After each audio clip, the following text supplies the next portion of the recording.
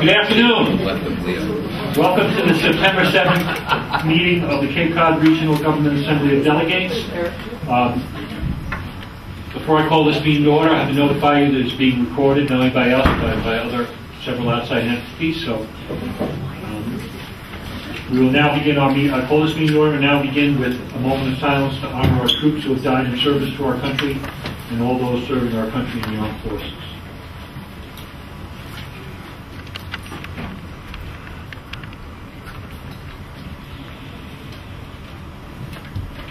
Thank you, and now we will stand for the Pledge of Allegiance.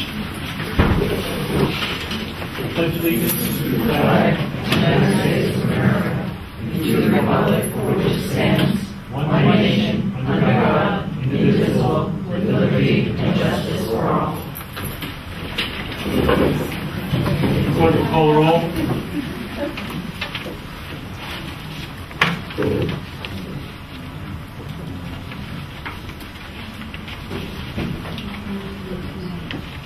Richard Anderson, Cheryl Andrews, Ronald Bergstrom, Here. Leo Kukunis, Here. Christopher Kanega, James Killian, Marcia King, here. Thomas Lynch, here. Teresa Martin, here. Deborah McCutcheon, here. Spiro Mitrakostas, Here. John Oman, Here. Paul Pilcher, Anthony Scalise, Julia Taylor. Here.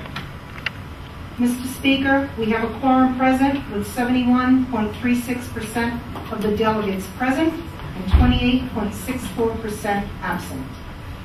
Thank you. I'll now need a motion to approve the calendar of business. So moved. Okay, do I hear a second? Second. Okay. There's no objection. All those in favor say aye. Aye. Opposed? You should have received a copy of the Journal of August 17, 2011. Is there any additions or corrections to that journal? Hearing none, do I have a motion to approve the journal? So moved. Second. Moved and seconded. All those in favor say aye. Aye. Opposed? Now, the next item on our agenda is our communication from the Board of Regional Commissioners. I see all members of the board here. I recognize the chairman, Bill Doherty. And as usual, you don't have a microphone for me either. So, We didn't think you needed one, Bill. would you like me to stand? Well, first of all, I'd like to offer, a cheerful good afternoon to everybody. This is the end of the summer. I want to especially thank John Oman for his hospitality. When last we met, I thought that was really wonderful for you to do it. And as usual, I really pigged out on those wonderful onion rings. And of course, seeing your picture in the paper, I should come over and touch you because you're now famous. Getting on to serious things. Even a blind squirrel gets an acorn once in a while. Yeah, you say that a lot to me. In any case, we met this morning and we were given a report by Andrew Gottlieb with regard to the ongoing issue on the Conservation Law Foundation business. Although they have not made an effort to include us in the suit, it is going into mediation, and the county commissioners have elected to continue to support the litigation expense with regard to that, and hopefully we'll have some more definite information sometime in the fall. The other thing that we went through as well was a communication from Paul Nizwicki. We began the process of his annual evaluation, and he gave a great presentation on where he's been, the awards that he's received, which are really remarkable, as well as some of his goals going forward.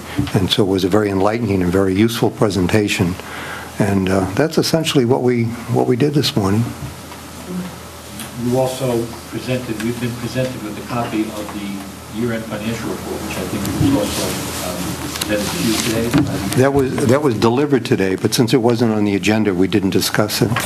But having gotten it today would take, I would think it would be useful to review it and find out that although we only had $332 in some sense left over, that at least we had something left over, and that should put to rest some comments that if it's in the paper, I guess it must be true, but that should put to rest some of the comments. And I believe that Mark is working with Janice to come up with a date in which he will go over this report with you in great detail. And I'm going to presume by your presence here, in the absence of the other commissioners, you decided that those open meeting laws that we discussed prohibit you from meeting or from sitting as a group. Is that what we're looking at? As much as I miss, the company of my colleagues, I believe that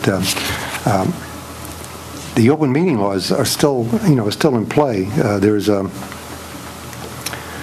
some concern that we have about, about that, but I believe that we cannot discuss things as a group with you unless it's on your agenda or it's on our agenda as well. So let's say that we're trying to be as much above reproach as possible. But if you miss them, I could leave and somebody else could come over. If you wanted them more than me. Are you sure you want me? Do you really want me? Let's take a poll on that. Any questions for the county commissioner, for the chairman of the county commission? Feedback?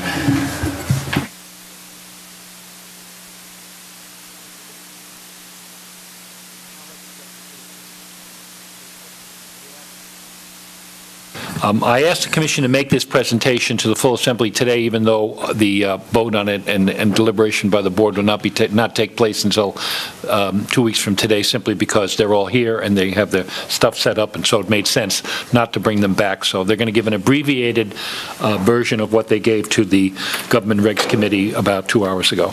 All right? Great, thank you. I'm Heather McElroy, the Natural Resources Specialist for the Cape Cod Commission. And yeah, I hope to have an abbreviated version of what we just went through with the prior committee, but certainly we're here to answer any questions that you might have. I'll say it is somewhat difficult to abbreviate this in a coherent fashion. What I'd like to do is give you just a little bit of context where all of this came from, overview the DCPC process, and then review very briefly the proposed implementing regulations that are before you for consideration. I would suggest that if you were going to abbreviate, you do more of the substance of the actual regulations, and you can less on process, less on how we got here, because we're here. Okay, very good. I think it is useful, however, for everyone to be aware that where we came from came out of the state's ocean management planning process. In 2008, the state revised the Ocean Sanctuaries Act, and those revisions enabled certain new kinds of development to occur within the state's ocean waters, including the development of renewable energy, sand and gravel mining for beach nourishment purposes only, and cables and pipelines, among many other things. The state's Ocean Sanctuaries Act is actually very protective of the state's ocean resources, but these revisions in 2008 enabled these new kinds of activities to occur. And as a result of that those changes to the Oceans Act, the state engaged in a 1.5 year long planning process, which resulted in the state's Ocean Management Plan. The state's Ocean Management Plan charged the regional planning agencies with a variety of tasks, including the allocation of renewable energy, wind turbines specifically, within their jurisdictional areas, and also with defining the appropriate scale for those renewable energy projects. So in response to that, the county commissioners nominated the Ocean Management Planning District of Critical Planning Concern, the Ocean DCPC. The Assembly designated that by ordinance in April of last year. And that action really started a year-long planning process, which has been designed to give local control to the Cape Cod community collectively, to address how these kinds of development activities proceed within this, our jurisdictional area. So the purpose of the district, just as a quick overview, is to allow for the continuing use of ocean resources consistent with appropriate resource protection goals, define the appropriate scale of renewable energy projects, and while we're doing that, consider various environmental and human use criteria. So I thought I might just give you a little, just a couple slides from the prior presentation, just to help folks understand the process that we underwent. In order to ensure that we had really engaged the Cape community, we established a policy committee, which is comprised of one member of each of the chief elected officials in each Cape community. So effectively a selectman from each town, town councilor from the town of Barnstable. That policy committee we engaged to provide policy guidance in the development of these implementing regulations. We also put together a technical advisory committee, including specialists in the range of issues that we'd be looking at. And we also put together a group of stakeholders that we felt would be affected by potential development or had concerns about it. Briefly, these are the members of the policy committee, selectmen from our towns. We had 3 ex officio members representing our neighboring regional planning agencies. They're at the end. Members of our technical advisory work group, we had 3 subgroups: the renewable energy work group, a work group that worked on visual assessments, and a natural resources group. And then, just briefly on process, 2 slides on that. We brought the policy committee together first in July of last year, our technical work groups in August of last year. We worked on developing a plan. We had a stakeholder forum to ask the community, have we addressed the right kinds of issues? Are there other issues that we should be looking at? And then we issued a draft ocean management plan in January of this year.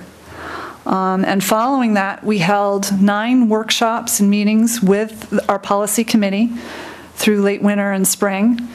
In June, this past June, we held 3 regional informational forums, again, to present findings and recommendations made by the policy committee to the community and gain their feedback.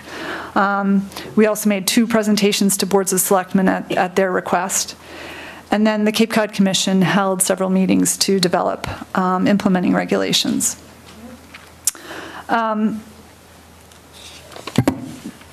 So let me just get into what the implementing regulations address. Again, there are 3 development types that the proposed regulations address. The first is renewable energy. This, as I said, the state's plan, the revisions to the State Oceans Act and the state's ocean management plan make it possible for the development of wind turbines in our offshore waters. And the state plan allocated no more than 24 turbines to the Cape Cod regional planning area.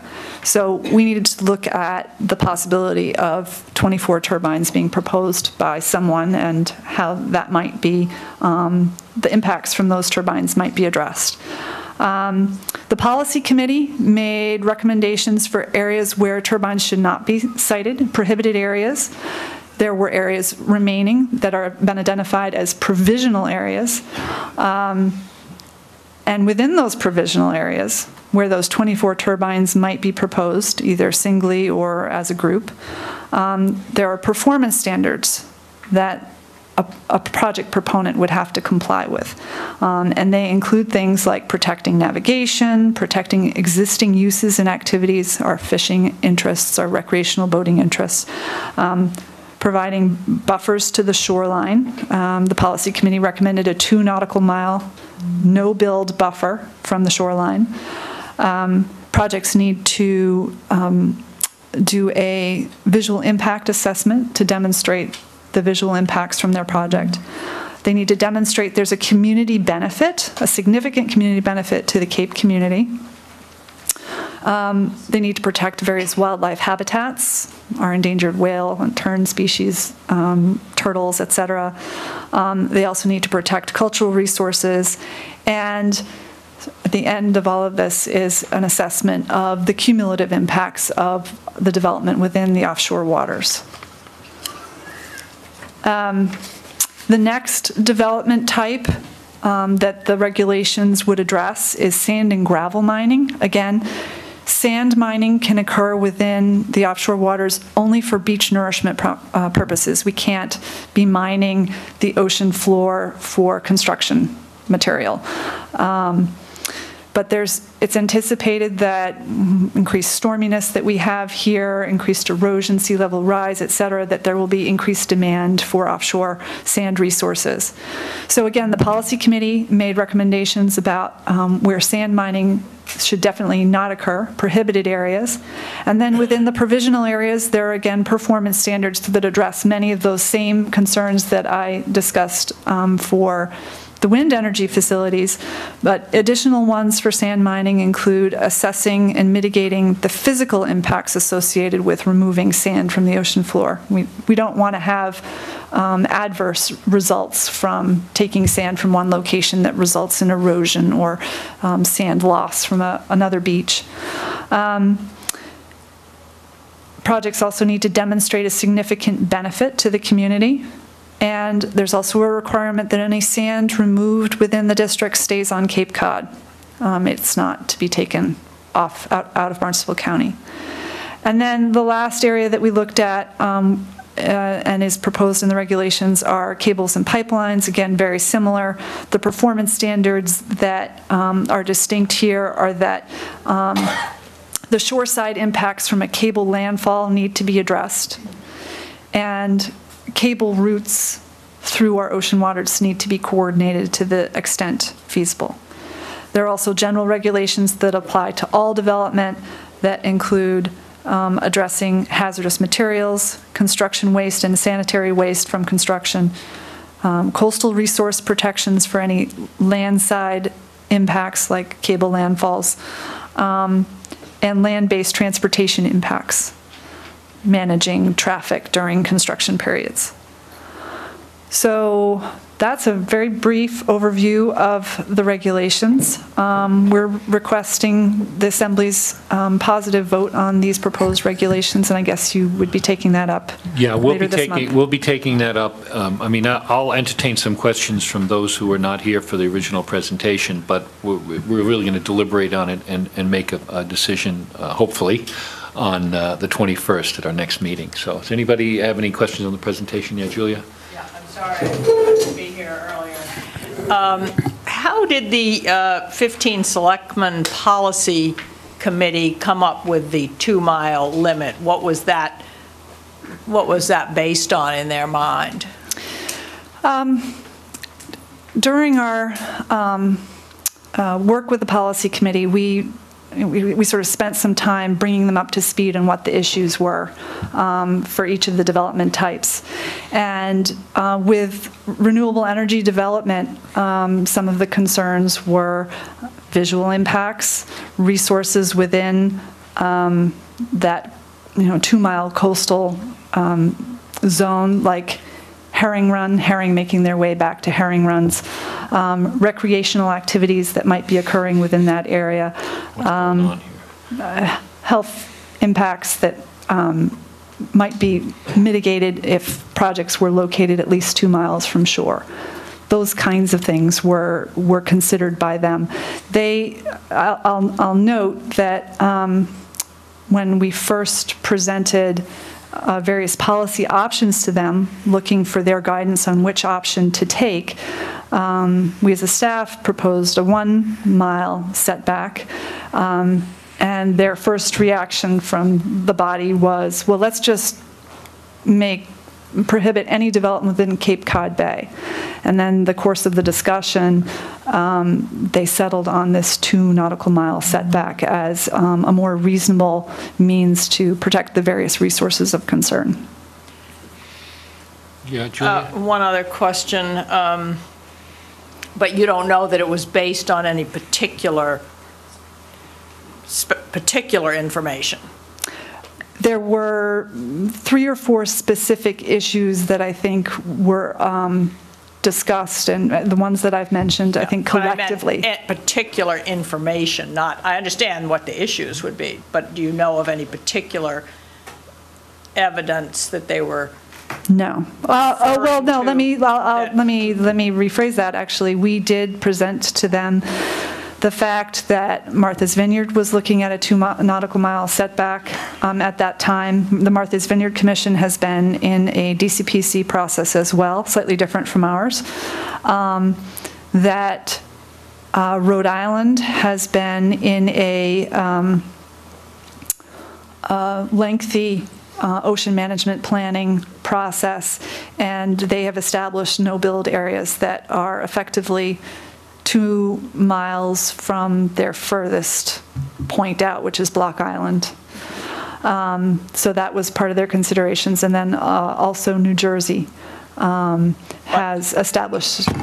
I guess what I'm getting at is where does that, I can understand that Martha's Vineyard came up with that idea in Rhode Island, but what is it based on? Why would you pick 2 miles instead of half a mile, 1 mile, 2 miles, 3 miles? You know, what's the?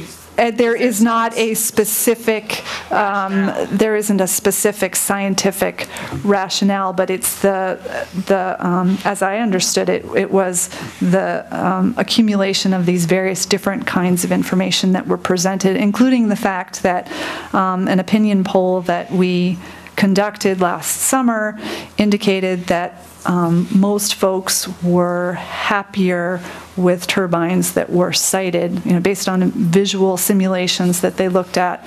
They were happier with turbines that were sited more than 2 nautical miles from shore. That, as well as various other things like the fact that some of our tidal flats in the bay side go out quite far, so there's a lot of recreational activity that occurs within those areas. Could I ask one more question? Yeah, sure. Could you, I understand that you said that the proposal would require them, turbine builders, to prove a direct benefit to Cape Cod from turbines. Could you give me 1 or 2 possible examples of what that might, what kind of thing we're talking about? Yeah, community benefit.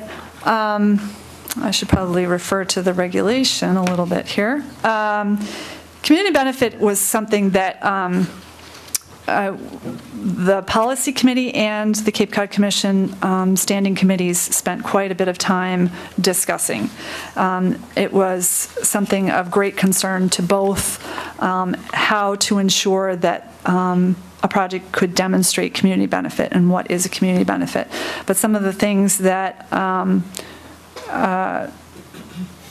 are required in the proposed regulation is the local fiscal benefit, that applicants shall contribute a percentage of the electrical generation to the host and impacted communities. Those are defined on an annual basis for the life of the facility.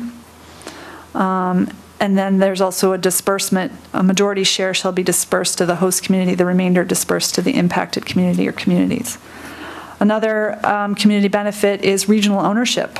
A share of the facility is owned or controlled by a public or quasi-public entity.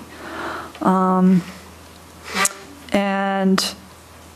the public facilities benefit. Applicants for wind energy facilities shall provide in part or full the energy generated by the facility directly to a public facility, like a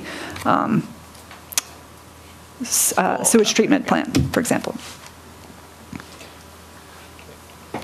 I think there was agreement that community benefit was something that needs to be, it's an issue that needs to be returned to and discussed in more detail. Tom? Do you have a slide showing the mapping where Yes. where it is?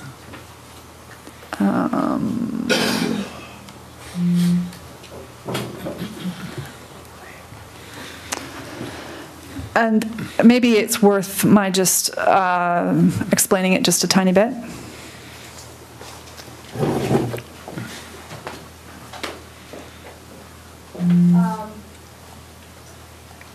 We can't hear you unless you use the mic. Your disembodied voice.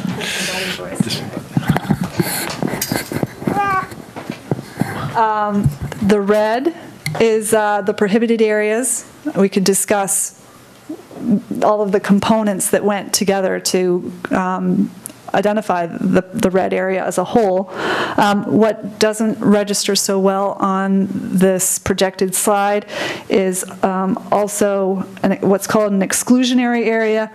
It runs from this prohibited area out to about there, and from here out to about there. So the provisional areas on this wind energy facility map include a little area in here off the coast of Brewster, Orleans, and Eastham. We calculated that approximately 25 wind turbines could be sited within that area. And a small area off the coast of Sandwich, approximately 11 turbines could be sited there. And then the area you can see more clearly down here is the provisional area in Nantucket Sound. So the provisional areas are the areas where, should a project be proposed, they would have to go through the regulatory review process and demonstrate compliance with a number of performance standards. And under the 2-mile rule, were there any areas in that weren't considered that would have been considered if, maybe there was something between 2 and 3 miles, whale migration or something, but if we're under 2 miles, they would have been considered? I'm sorry, I'm not sure I understand your question. You're excluding from the coast basically out to 1,500 out to 2 miles. Right. And so you've got a mile in which you can do a lot of this, right? In some areas, right, and it's more than a mile in other areas, yeah. In Nantucket Sound, yeah. Yeah, so in the areas you didn't choose, you excluded for whatever reason, might it have been because it was issues further out, or were they issues from shore all the way out to the 3-mile limit? The areas we didn't choose, meaning the prohibited areas? Yes. In other words, I'm looking at that map and, knowing Cape Cod, and you've chosen 2 new areas that perhaps hasn't gone through what Nantucket Sound has gone through, and you seem to allow it in an area that has been undergoing litigation for 10 years. And the issues that are 5 miles or 3.2 miles off the shore of Katuitt, or 5 miles off the shore coast of Craigville Beach and Barnstable, those issues are going to exist in abundance 3 miles in. I mean, the navigation, the recreational, fishing, the recreational boating, the visual impacts. I just see all those things, all the issues that have been in litigation, all along the Nantucket Sound side, and that seems to be your choice area. And I look off of Monomoy and the whole area along the Outer Cape, and there's nothing. I mean, is the only Saudi, when they talk about us being the Saudi Arabia of wind, why is it only Nantucket Sound and a couple of little spots in, Cape Cod Bay meet that? I mean, we've got miles and miles there that looks like it's open. And it just is a puzzlement to me that those become the choice areas again. Okay, I think it might be useful to go through the process by which the policy committee came up with the prohibited areas map at the speaker's. No, go ahead. I know that you can, for instance, you can show the overlay with the right whale and so on, habitat and so on, if you want. If you have a. Yeah, I could just run through those. Okay.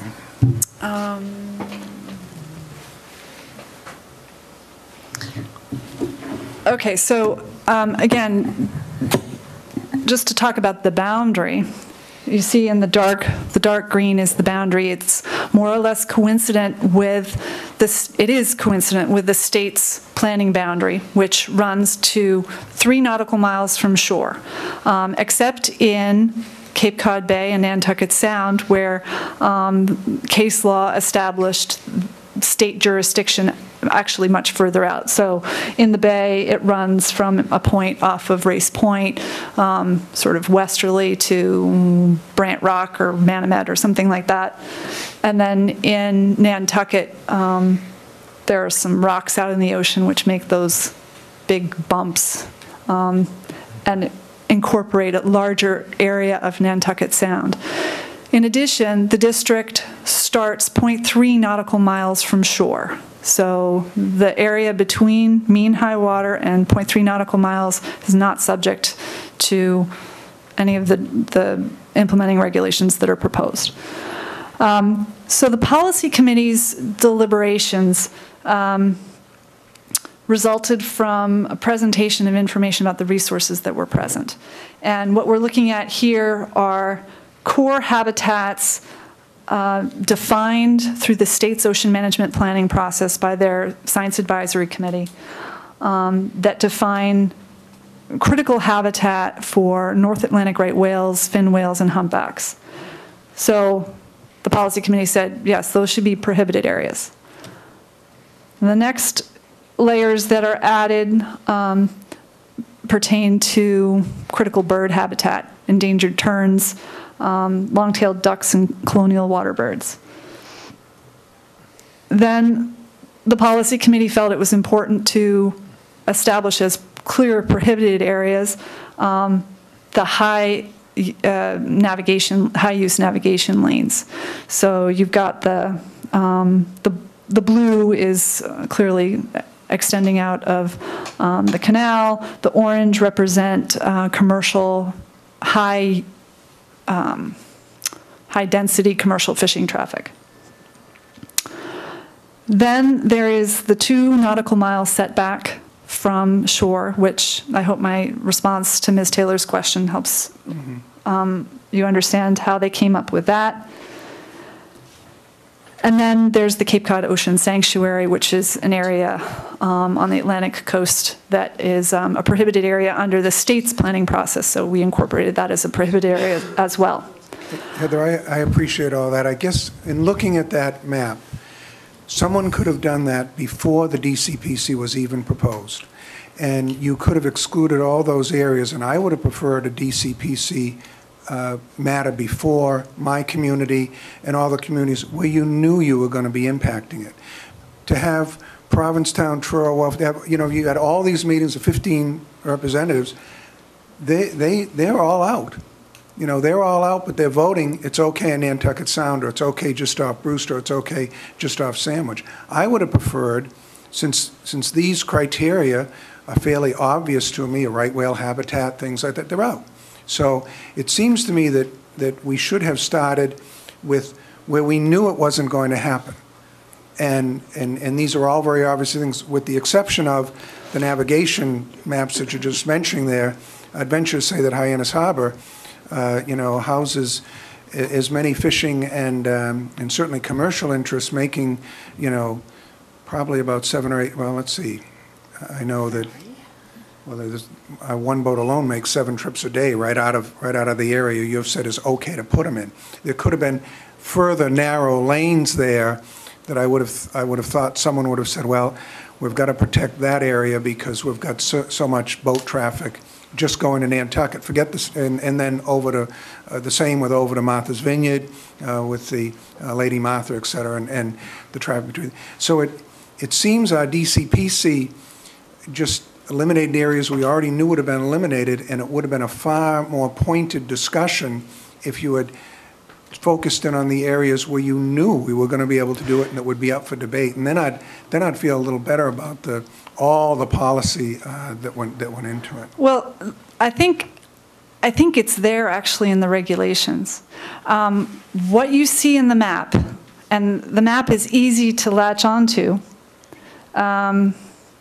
because it clearly says prohibited areas.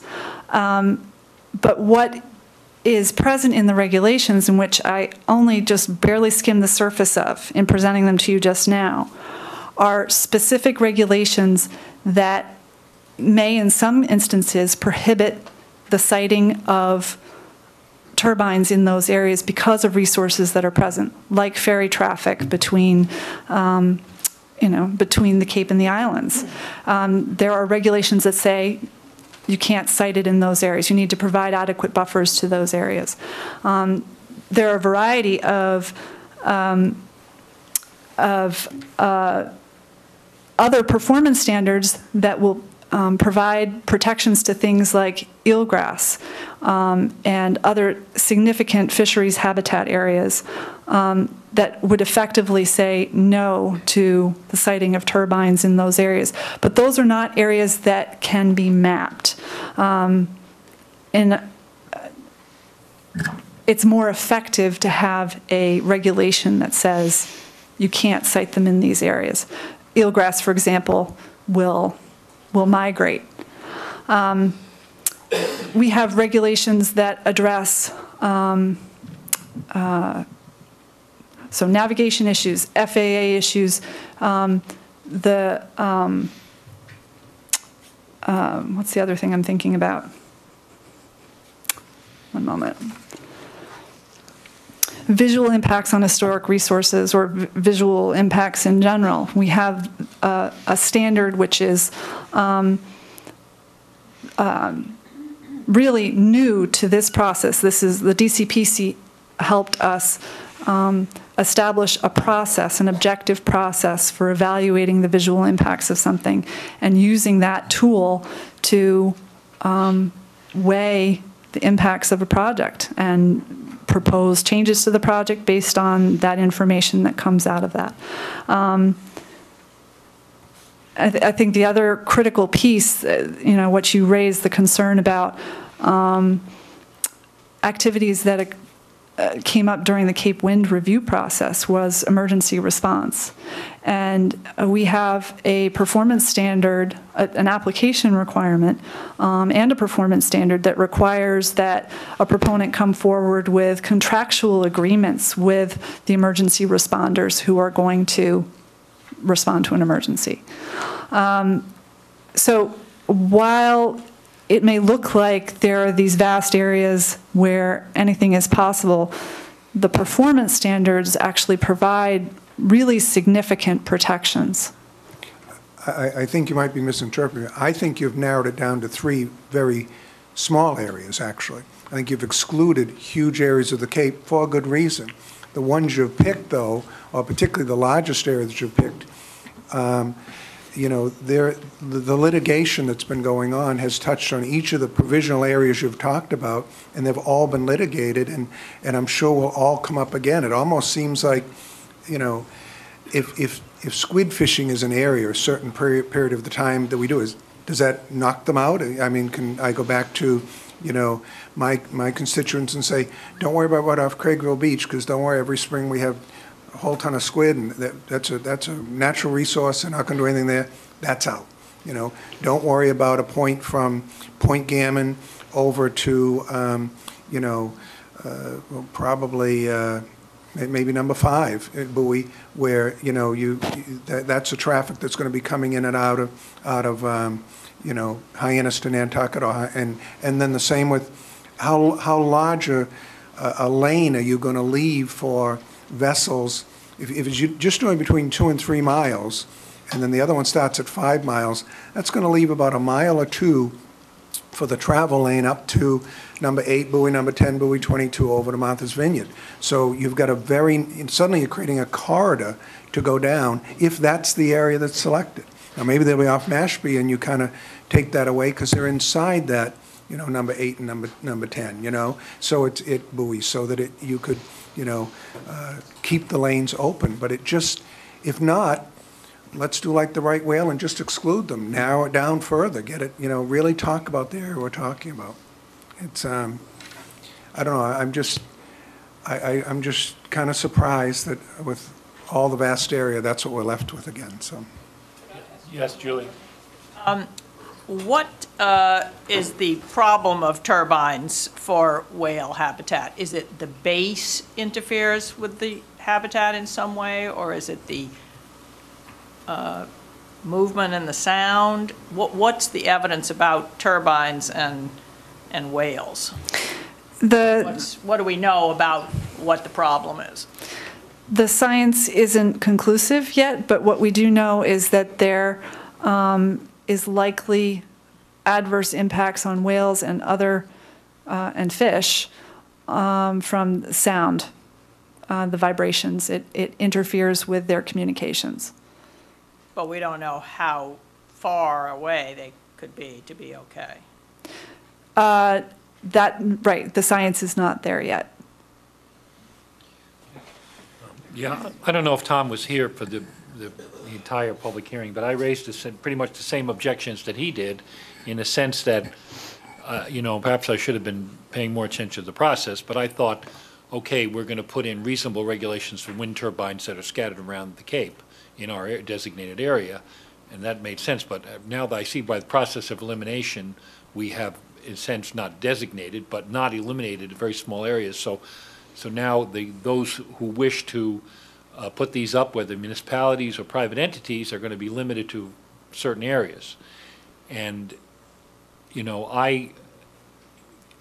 it's like Tom said, somebody's out. If I'm from Truro, I don't have to worry about this. If I'm from Chatham, Harwich, Yarmouth, Barnstable, it may be an issue. It may not be a personal issue to me, but I know that, as Tom says, it's going to be debated again. It's going to be argued again. We've all gone through this over the last 10 years with the Cape Wind, and we're not looking forward to, as public officials, we're not looking forward to going it case by case again.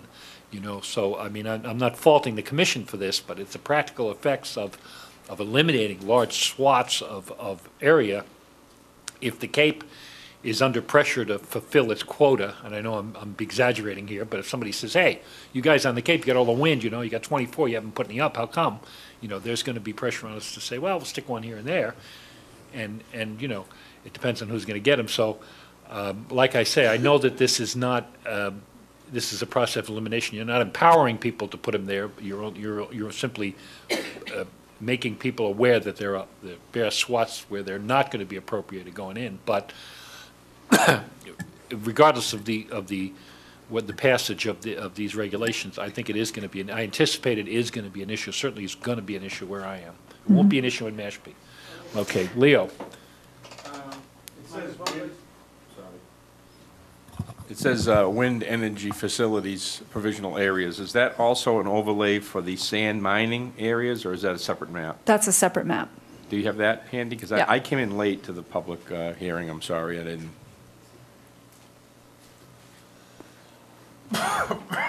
Okay, just in question on that, and I know that this starts 1,500 feet, is it, out from the shoreline? Mm-hmm. So this is not going to impact our dredging of our waterways and dredging of... Not intended to, that no. we're doing now. Right. I mean, it's not going to make the Barnstable County dredge have to jump through one more hoop that, No. from what I understand there, it's a permitting process to operate now.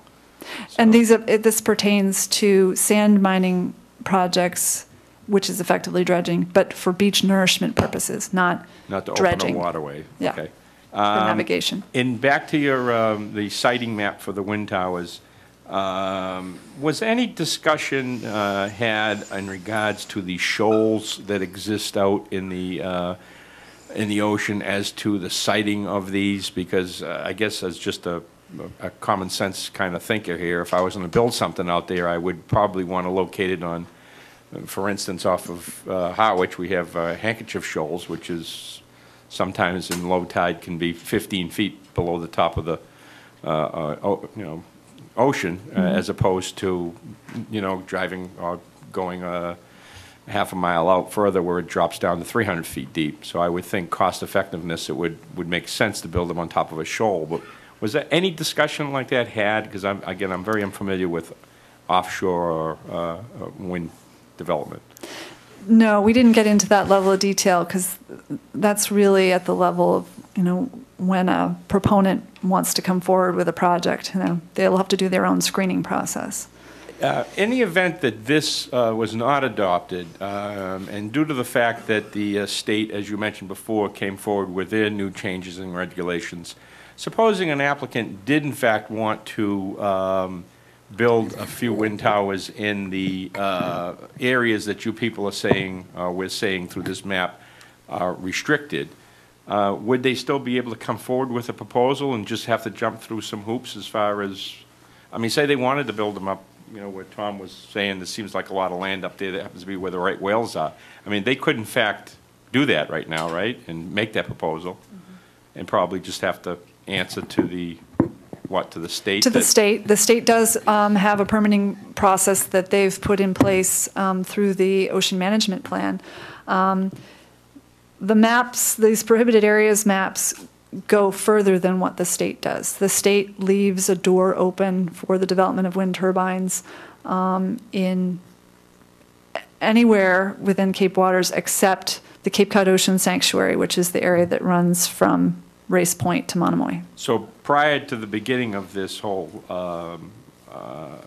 action that we're taking, the only thing that we really were sure of is that particular piece that you say off the coast of the national shoreline was the only place that we knew that no one would be able to put one Right. up. And if this is not passed, then that's still going to remain the case. The only place that they will not be able to put one up is off the coast of the national shoreline. Right. But they still would be able to come forward with a proposal to put one in, which you're designating as a no-build area or a restricted area. Yeah, I think to be fair, the state's planning process has put some pretty stringent controls on siting turbines within whale habitat, for example. But as we look at their regulations, it looks like there's the room to place things there. And beyond that, without these regulations, we don't have any say as to the appropriate scale of those turbines, how many should be sited together, how large they are, what community benefit means. You know, by the state's regulations, community benefit, the community benefit test is simply the Board of Selectmen in the host community votes yes on the idea.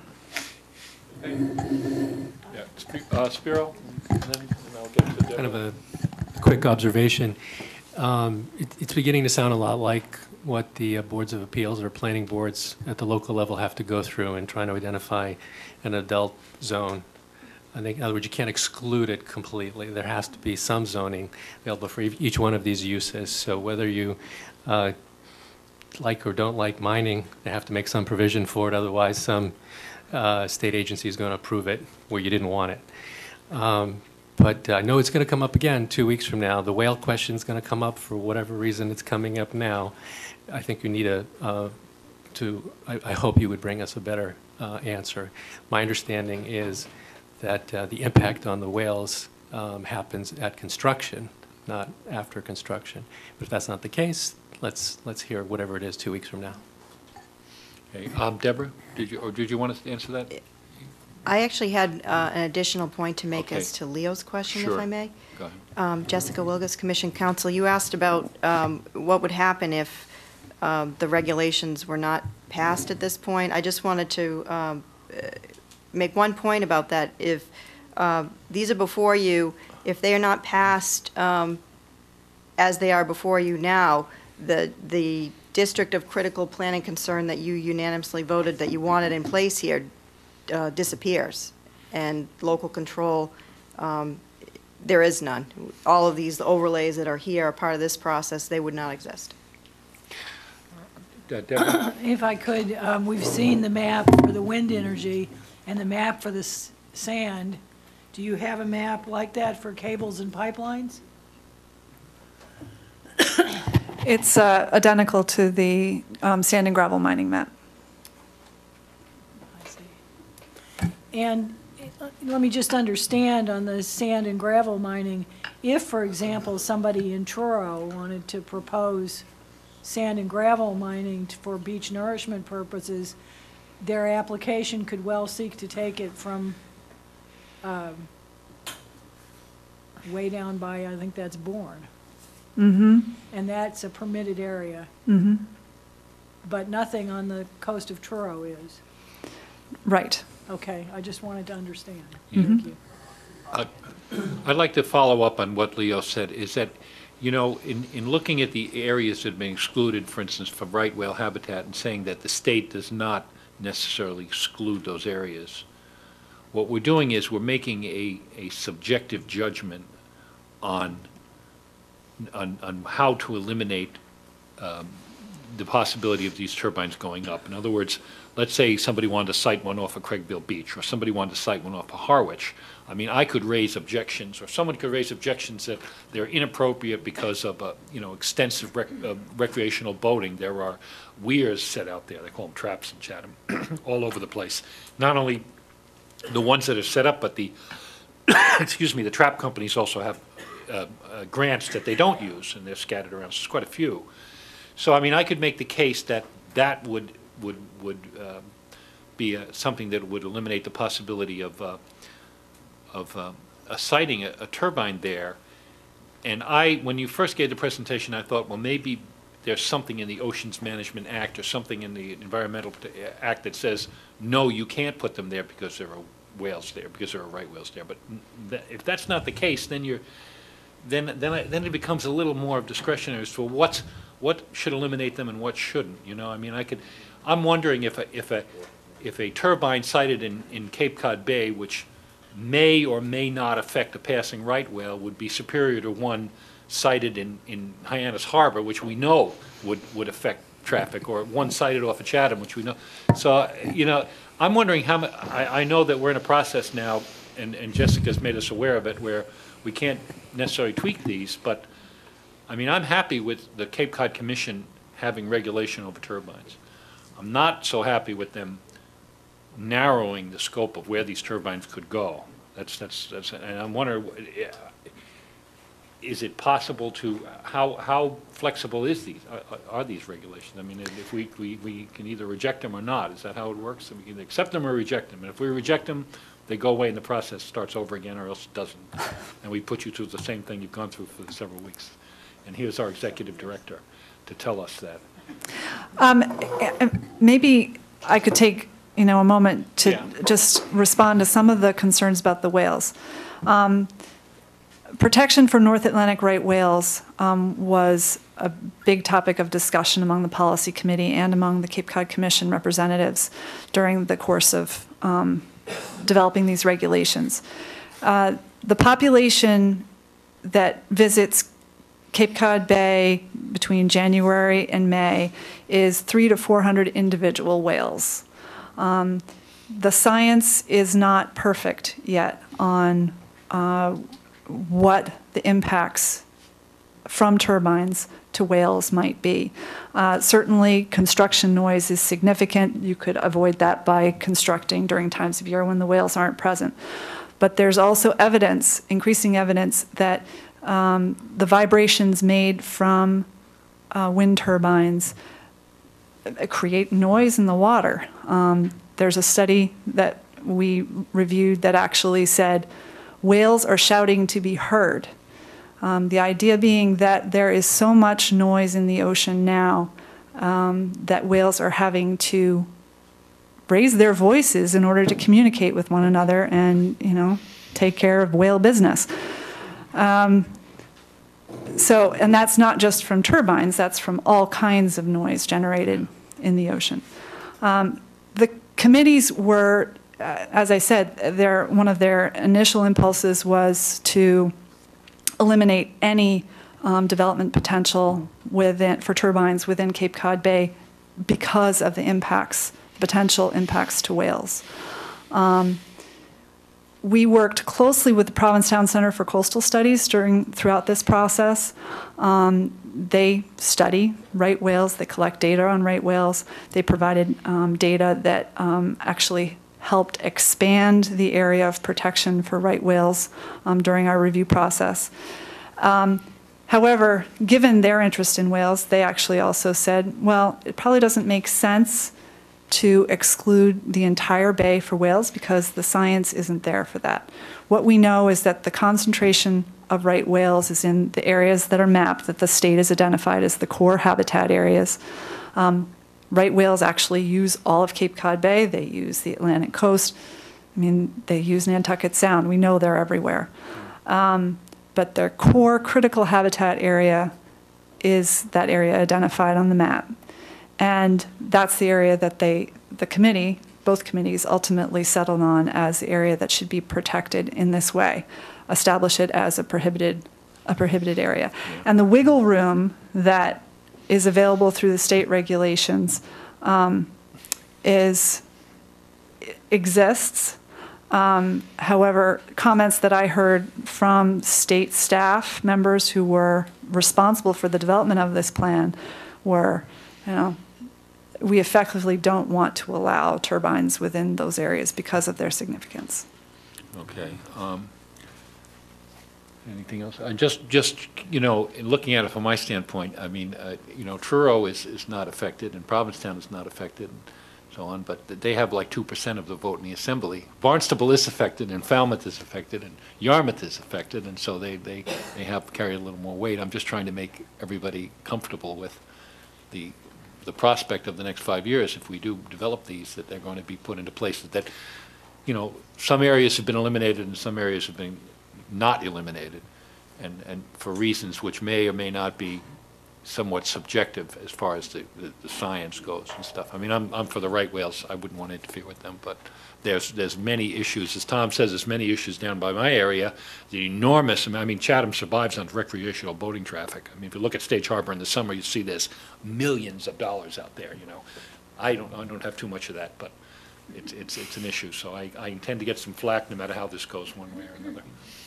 I'll take some comment from the public, but I have to warn you that we have short memories, and we're actually not going to vote on this 2 weeks from now. So if you want to hold your fire till just before we vote, you'd probably be better off, because I'm not going to allow you to say the same thing twice. But you have a hand up there? Yes, Mr.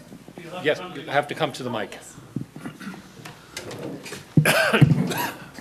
Hello, my name is Erica Hahn. I'm a resident of Falmouth, Massachusetts, and I'm doing a documentary on Nina Pierpoints here tonight. She's an MD from New York State that's worked on wind turbine syndrome, and she might speak this evening, so I just wanted permission to videotape her when she speaks. You have permission if she can get here? She's here in the back. Oh, okay. Very good. That's all I wanted to speak to. I hope you don't have a lot of tape in your videotape, because we're going to run out of time, okay? But no, Very you have good. permission. Thank you so much. Thank you for letting me know. Yes, Representative Turkington. Well, once a rep, always a rep. Thank you, Mr. Chairman, and members of the Assembly. As you referenced, it was my privilege to represent Cape Cod and both islands in the legislature for 20 years. And subsequent to that, I worked as legal counsel for a group called Protect Our Islands Now for Tomorrow on Martha's Vineyard.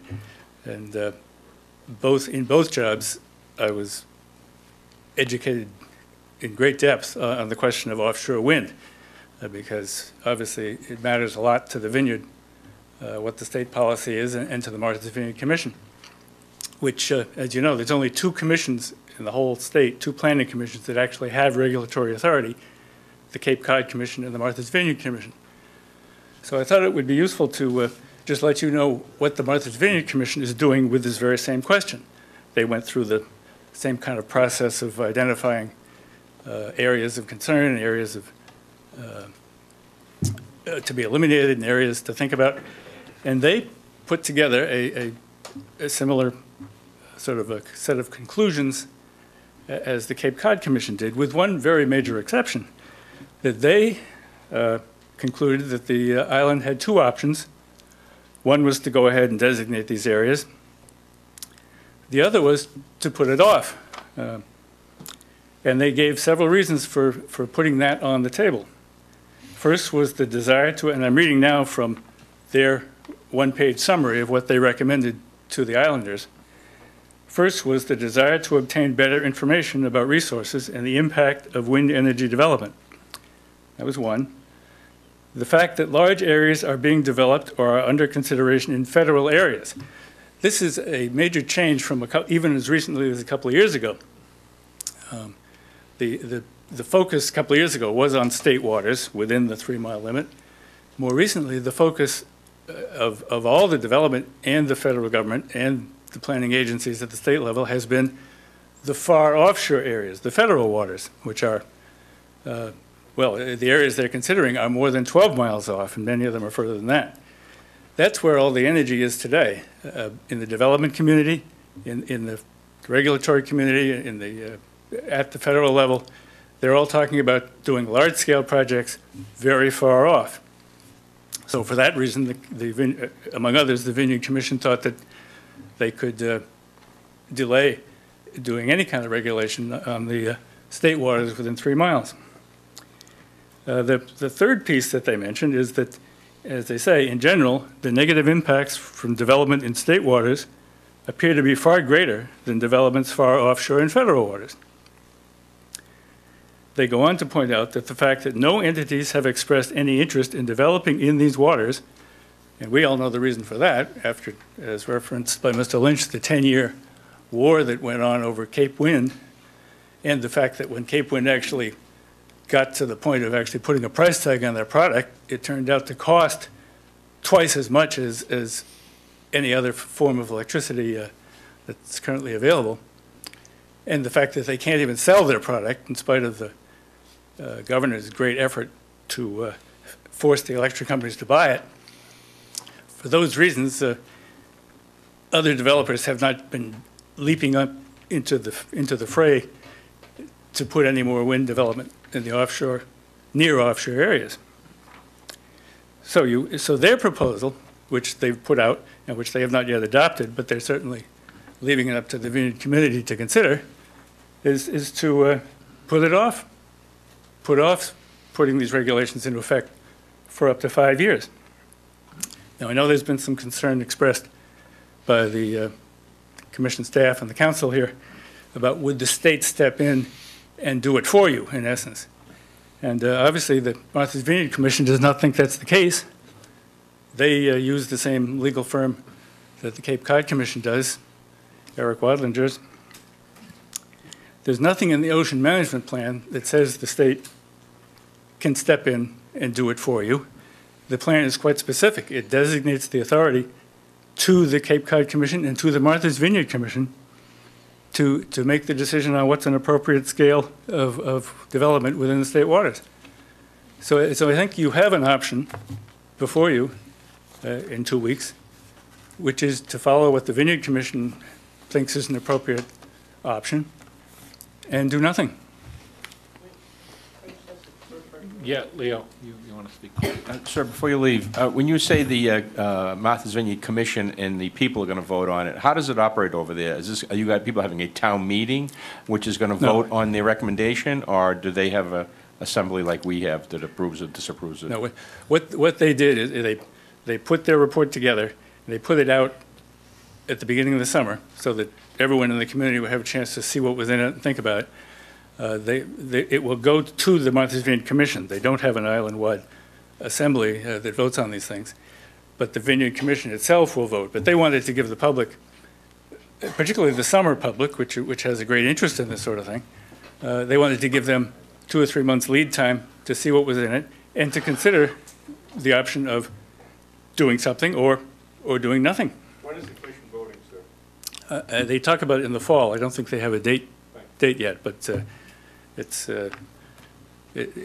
ultimately it goes to them, and there's no other body. Yeah. A question I'd like to bring up now, since you're talking about the commission on the vineyard, we have something called, obviously you know, the Cape and Vineyard Electric Cooperative, and I'm wondering if their area of authority includes this. In other words, could they approach, maybe Paul could tell me, or could let's say the town of Wellfleet or the town of Sandwich say, you know, we want to put 3 or 4 turbines up there to power our municipal wastewater treatment plant or something, working through the Cape and Vineyard Electric Cooperative. They could do that right now. So there is an entity here. We talked about public-private earlier in the public hearing, who would do it, but there's one entity that could do it if they wanted to. If they decided that they're having too much trouble with the local residents, they could conceivably, under these regulations, use those areas to propose with a town or another entity. Okay, that's just what I'm trying to get at. One other point that relates to what Representative Lynch mentioned about the off of Barnstable. One thing that got the vineyard folks very concerned about the commercial areas that the state had proposed out there was the fact that wind turbines screw up radar, and if you're a boating community where there's fog, which we are, being out there with your radar not working anywhere near these things is a severe problem. Now, the state plan, when it designated these areas, they looked at shipping lanes. And I can see on Heather's chart, they showed where the shipping lanes were.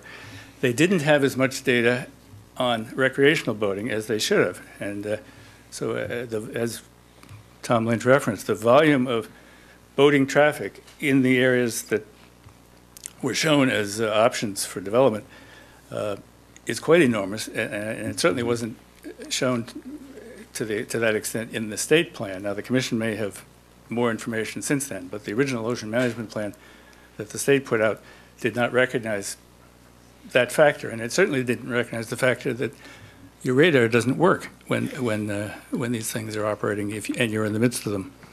Okay. Just like to remind everybody that the reason for having this discussion today, preliminary discussion, rather than discuss it entirely 2 weeks from now, is because we're taking advantage of the availability of the commission staff and so on. So we're not really here to, I mean, we're not really here to debate the issue so much as to get the information we need to discuss this issue in length 2 weeks from now on the 21st. So, you know, as I say, you'll get a shot. Mr. Bibler, do you have some, are you done? Thank you, Mr. Speaker. Thank you very much for showing up. Yeah. Leo, you have a question? I do, and if Mr. Bibble would just hold on a second. To that point, Mr. Speaker, though, are you planning on agendering this under our committee as a whole section in 2 weeks, or the Assembly convenes and just vote on it?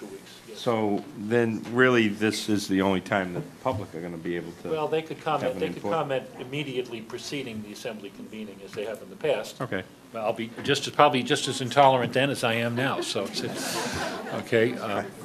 With that note, yes. Thank you, Mr. Speaker. I actually came today to address a different agenda item, but I wanted to give you one quick data point listening to this discussion.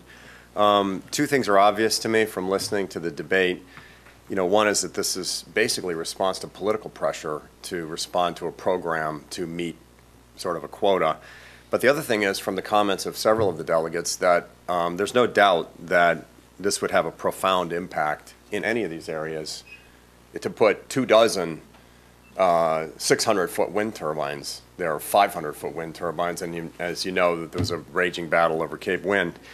And then there was a comment about how the science is not completely clear about the extent of the potential harm to whales, so for that reason, we'll only put a few of them and we'll restrict the area. But you should keep in mind that sound travels over vast distances undersea, and if you don't know the harm, I would argue that you shouldn't do it until you do know the harm, not that you should only do a few.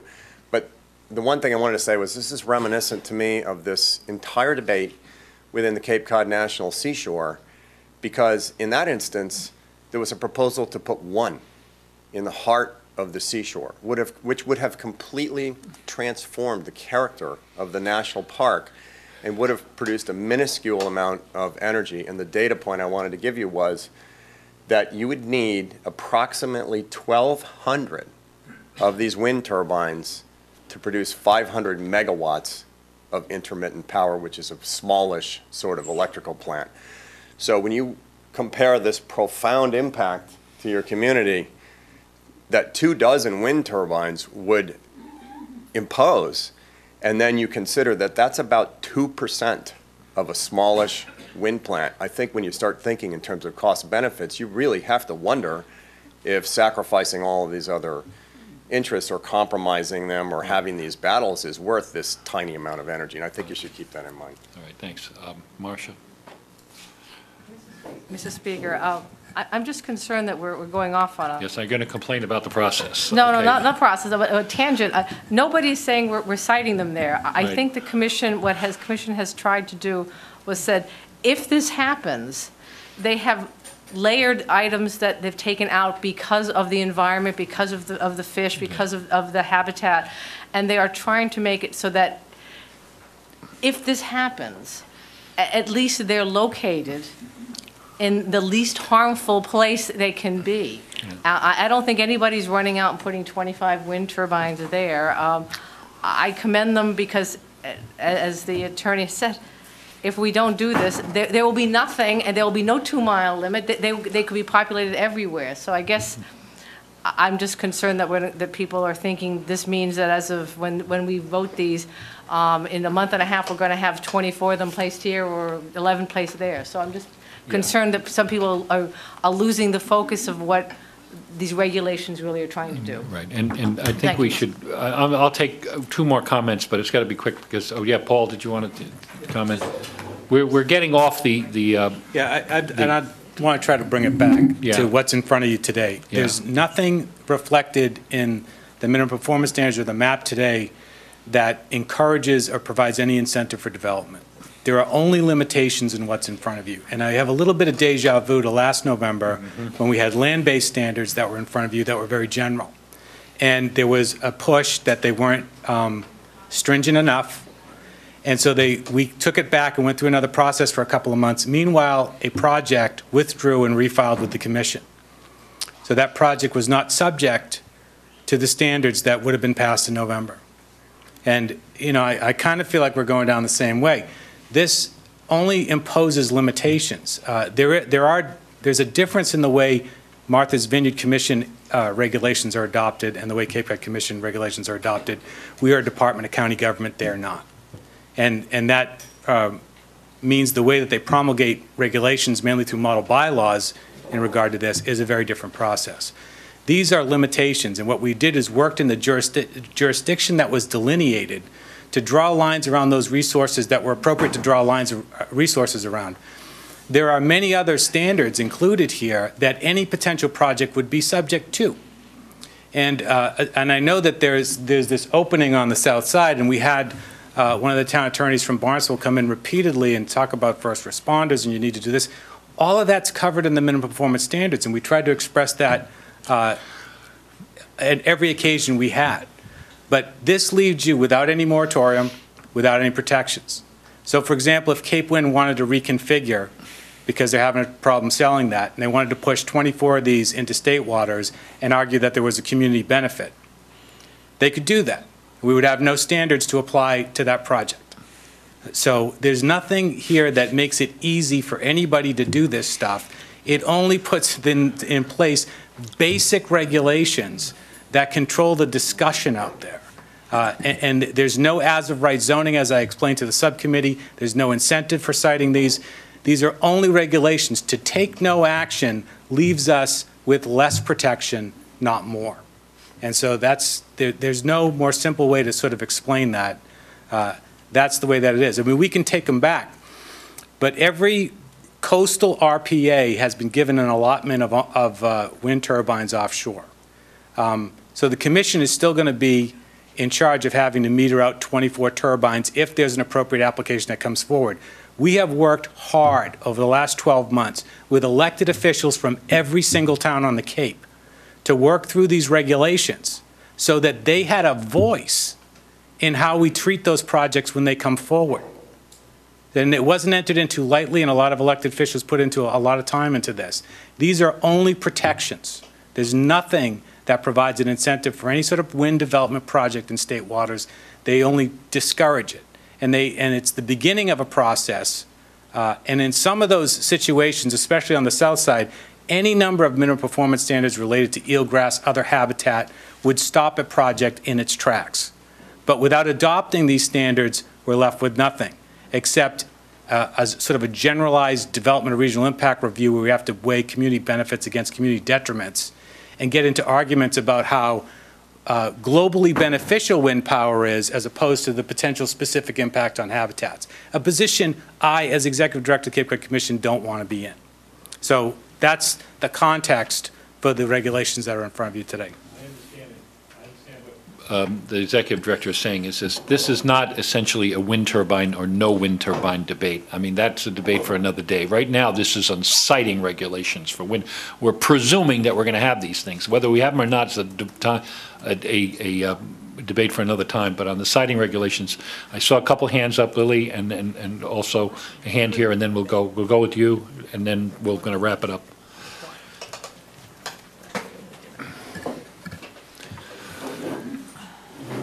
Thank you, Mr. Speaker.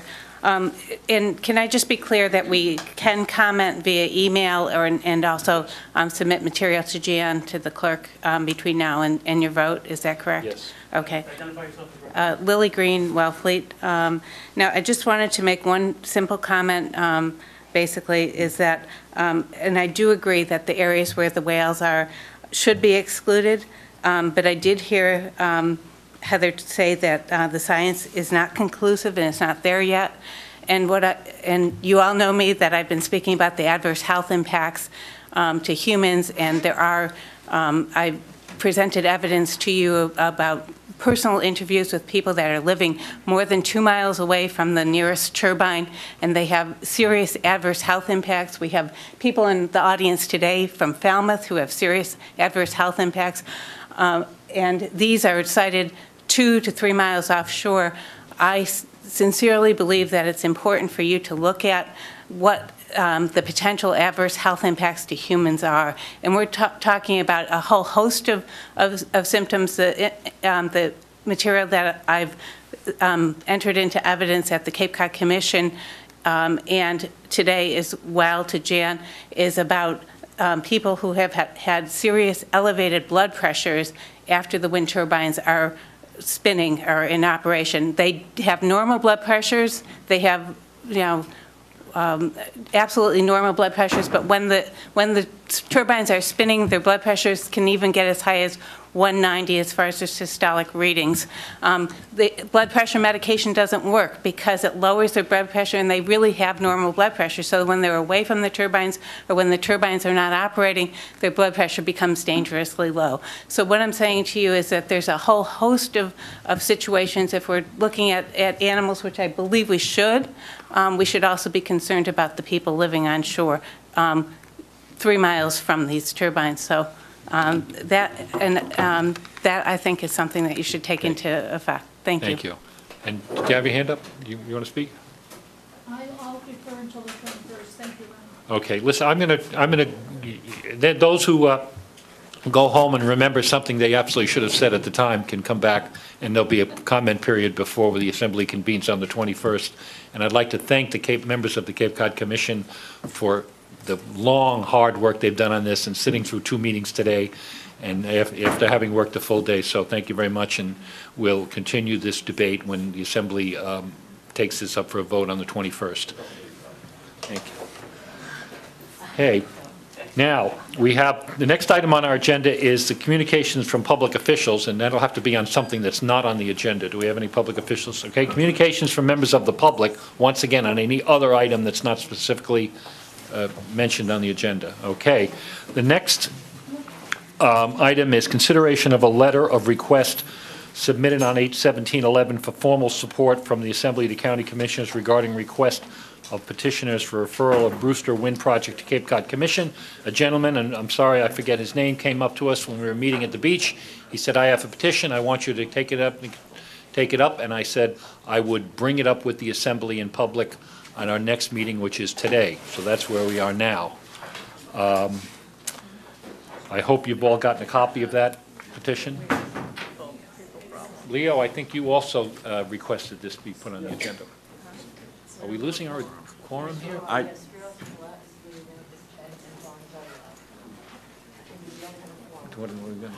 who's gone? Leo, unless we Spiro is leaving and John Allman is gone. Oh, yeah, you're not going to have 8 people then because you've got 9 and you need 8 delegates. We just can't vote on it. We can't continue this meeting right now. No, we can't even discuss anything. I'm sorry, under the new regulations that were formulated by the state, once this body loses a quorum, we cannot discuss any matters of substance. So this has happened now twice in the last month, and I appreciate this. I appreciate it. But, so we're going to have to bring this up at a future date.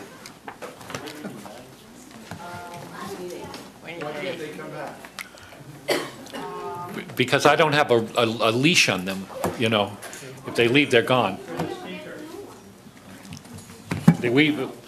of us can't come back.